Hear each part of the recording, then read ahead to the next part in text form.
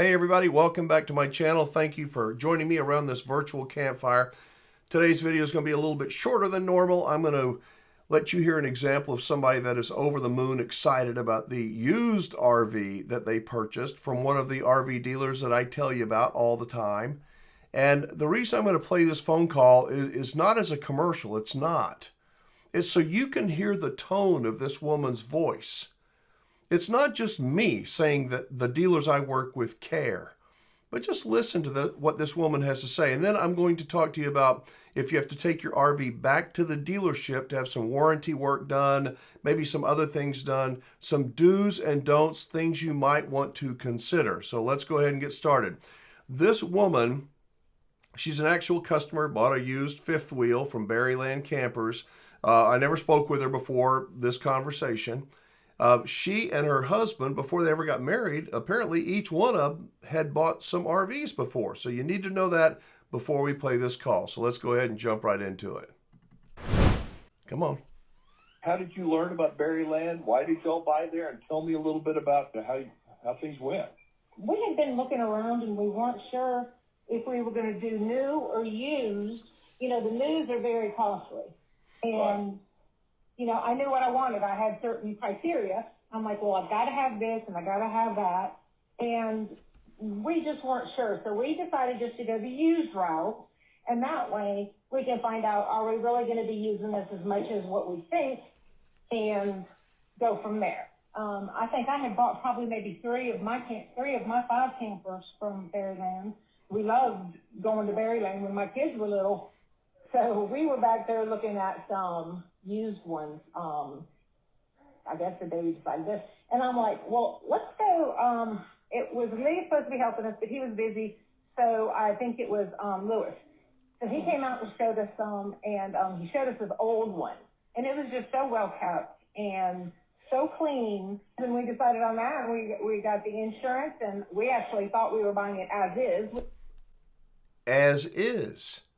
You hear that term a lot. As is. Once you buy it, get out of here. Not my problem. That's not the case with this story. So just let me finish this phone call, and then I'm going to tell you a little bit more about Berryland and some of the dealers that I work with. His, which that's fine with us, for the price. And then they said, well, the front AC's not working, so we're going to replace that for you. We have some light bulbs that aren't working. We're going to replace these. We're going to do a test on this, this, and this. And they really went through it with a fine-tooth comb, knowing it was as old as it was. And they fixed everything without us asking. Everybody was just, I mean, everything from Bucket to Lee to Liz to everybody. I mean, we know that they're like family there. And that's kind of why we went back. What would you think about ever doing business in the future with Berryland? I've already told Lee, well, God willing, you're still there. We'll come back and see you. I mean, you know we're going to return. Hell, we bought, I think, 6 between the two of us. Isn't that cool? 6 campers between the two of them at Berryland Campers. Now, here's the thing. Going back to that as-is thing. This was a used, an older fifth wheel that this woman and her husband purchased. And they thought they were purchasing it as is. But Berryland took the extra step. They didn't have to. A lot of dealers would just say, as soon as you turned on the AC, they go, well, didn't know about that. Sorry, sucks to be you. But not at Berryland. They didn't do that. And that's the difference between the dealers that I work with and so many others that are out there. Good people will do what is right, even when it costs them a little bit of money, even when it is a little bit uncomfortable, because they're good people. You can buy an RV from a lot of dealers. I hope that you will check out the links are down below in the description of this video. When you are thinking about buying an RV, give my dealers an opportunity to earn your business. You can always buy from somebody else. If I can help you with that communication, in building that rapport, I know all the people, I think I know all the people at these dealerships, but I will help you and try to guide you in the right way. And there's nothing in it for me except doing the right thing. So you can contact them again by looking for their link down in the description down below. All right, here's some things that when you take your RV, especially if it needs some warranty work, back to the dealership. Just some of my suggestions. Here's what you don't do. You don't take a list that's this long, whatever. You don't take a big, huge, long list of stuff, a punch list. Don't do it. I know it's tempting. Well, Wingman, I've got a lot of things I need to have done on my RV. Yes, I know that you probably do. But you need to pick out, in my opinion, the top 3 things maybe, the things that you just can't live without.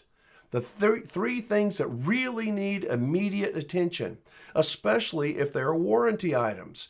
Don't go sprinkling non-warranty issues, an upgrade of getting a slide topper with something that you've got a hot water issue. Don't mix the two. All that does, it prolongs the process. And don't you want the dealer to pay attention to the biggest problems you might be facing? I think you do. So separate the everything else. Keep your list of all the other things that need to be done. But ask the dealer if you can use your RV while they are ordering the parts. Some of them will say, well, just drop it off out back. It could take a month for the parts to come in. You lost use of the RV for a whole month. Don't do that. Ask if you can use the RV, if it will hurt the situation if you use it. Of course, if it's going to hurt the situation, don't use it. But ask those questions. Don't just assume that they're going to get it in and out. Ask how long it's going to take to get the parts. Ask them to call you when the parts come in. They're real busy. They are. And so don't count on them to do that. I would hope that they do it, but check in every week or two and be friendly, be nice. These dealers, they're up to their eyeballs in people that are yelling at them, and most of the time it's not the dealer's fault. You've got shipping issues and they send the wrong part, all kinds of things going on, and it's very frustrating. So take the high road and try to be nice as much as possible.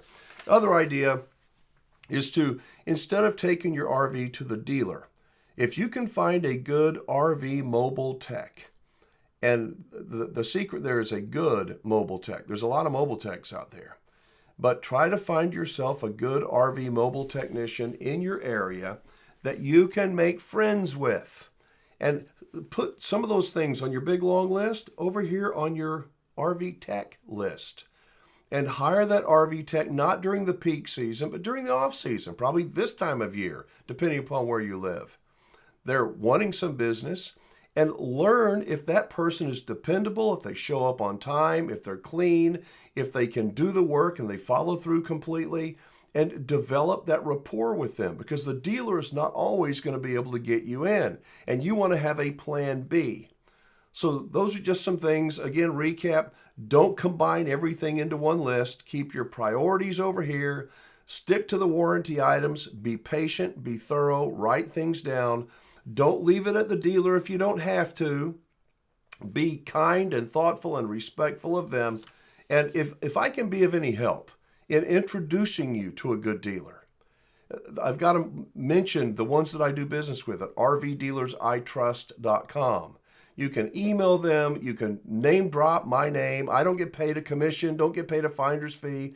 I do some consulting work with them. I talk about them here on the channel, but I don't get paid a dime if you buy 1 or 10 RVs from them. And also, I do a lot of follow-up work with these dealers, actually on behalf of the dealers, with customers, like you heard me talking to that lady a little bit earlier. I want to keep my finger on the pulse of how these customers are treated by RV dealers that I'm putting my reputation on. So that's going to do it for today's video. I hope you enjoyed it. Let me hear from you. I'm going to put my phone number on the screen right now. If you've got a good dealer experience, or a crummy one, of course, but a good dealer experience, call. Leave me a voicemail message. I would love to play it for the world to hear, even if they're not an RV dealer that I know. There are some great RV dealers out there, and I want to salute the good ones and expose the bad ones. So again, that phone number's on the screen, 24-hour voicemail. My email address is above. I would love to hear from you. Let me know where you're watching today's video from, and thank you so much for being a part of this virtual campfire community. I'm Alan Warren, the RV Wingman, reminding you to be safe, have fun, play nice, and don't leave your good manners at home.